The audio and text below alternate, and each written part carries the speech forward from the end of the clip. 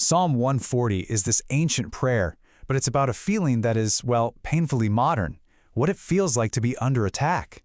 So in this explainer, we're going to dive in and break down how this psalm confronts evil and, maybe more importantly, what it asks us to do about the evil in our own hearts. I mean, we've all been there, right? Words that just sting, that feel like actual poison. Psalm 140 kicks off right in that raw place of pain, giving a really powerful voice to that exact feeling.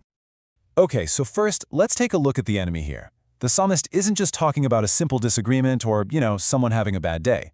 It's painting a picture of something way more sinister. Just look at that imagery for a second. The words aren't just mean. They're described as a weapon. They're sharp, designed to pierce deep, and they carry a poison that's meant to cause real, lasting damage. It's about destroying a person, maybe even a whole community. And the attack isn't just verbal, it's strategic. The writer uses the language of a hunter, setting nets and snares.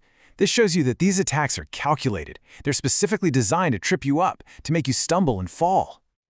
So, when you put it all together, what you've got is an enemy who is intentional, relentless, and totally destructive. They plot this stuff. They gather for it. Their one goal is to see you fail. This is a planned assault, not just some random fight. So how in the world do you respond to an attack like that? Well, the psalmist's first move isn't to grab the same weapons and fight back. Instead, he turns somewhere else entirely.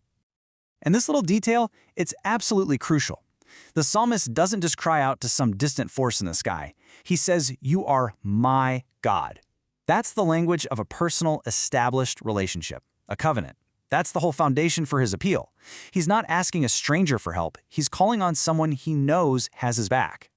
The prayer itself is built on this really clear three-part structure. First, you state the relationship. Second, you ask for help. And third, you remember how God has been faithful before. It's this powerful mix of faith, present need, and past experience. Now let's look closer at that memory. You shielded my head in the day of battle. Think about it. In ancient warfare, your head was the most vulnerable spot. A helmet was the difference between life and death. He's asking for protection, for defense, not for a weapon to go and strike back. He's handing the fight over to God. Okay, now this is where the psalm takes a really sharp turn. Because if we only read it as a story of good me versus bad them, we totally miss its deepest challenge. The psalm is about to become a mirror. It's so easy to point the finger at the people who've hurt us. It feels natural. But here, we have to just pause and ask a much more uncomfortable question. Who really are the wicked? The Apostle Paul, pulling from the Old Testament, makes this incredibly radical claim. He says that in God's eyes, no one gets a perfect score. Not one person is truly righteous. Every single one of us falls short. And that idea completely changes how we have to read Psalm 140. And there it is, the uncomfortable truth. I mean, if we're being really honest with ourselves, haven't we all used sharp words? Haven't we had those evil thoughts or, schemed a little to get our own way?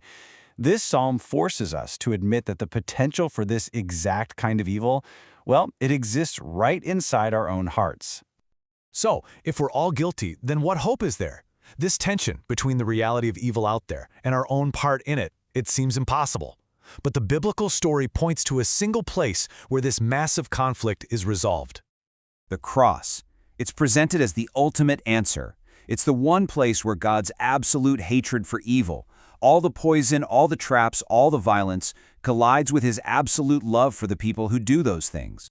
So check out how this works. At the cross, two things are happening at the exact same time. On one hand, it's the ultimate act of judgment, where the full weight of sin is condemned. But in the very same moment, it's the ultimate act of salvation, offering a way out for the guilty. Justice and mercy held together perfectly. And think about this for a second. Jesus himself endured the very attacks we've been talking about. He faced the venomous accusations, the lies, the strategic traps people set to catch him in his words. He literally lived out this psalm. So what does all this mean for us today? How does this ancient poem give us a practical guide for what to do when we feel wronged in our own lives? Well, the Psalms gives us a pretty clear roadmap. First, we hand over the desire for revenge to God. We ask for that helmet of protection, not a sword. And this is the big one. We have to look in the mirror first. And only from that humble place can we really genuinely pray for God to step in. Ultimately, it all comes down to holding two big truths in tension. God takes evil dead seriously, justice is real and it matters, and at the exact same time, he offers this incredible grace to people, to us, who don't deserve it. We have to hold on to both. The psalm ends on this amazing note of hope. But this isn't because all the problems have magically vanished. The attackers are probably still out there. No, this is a declaration of faith right in the middle of the struggle. It's a deep confidence that, in the end, those who trust in God will live in his presence. So as we wrap this up, the psalm kind of leaves us with a question.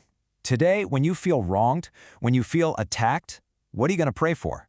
Will you pray for a sword? Or will you first look in the mirror and then ask God for a helmet?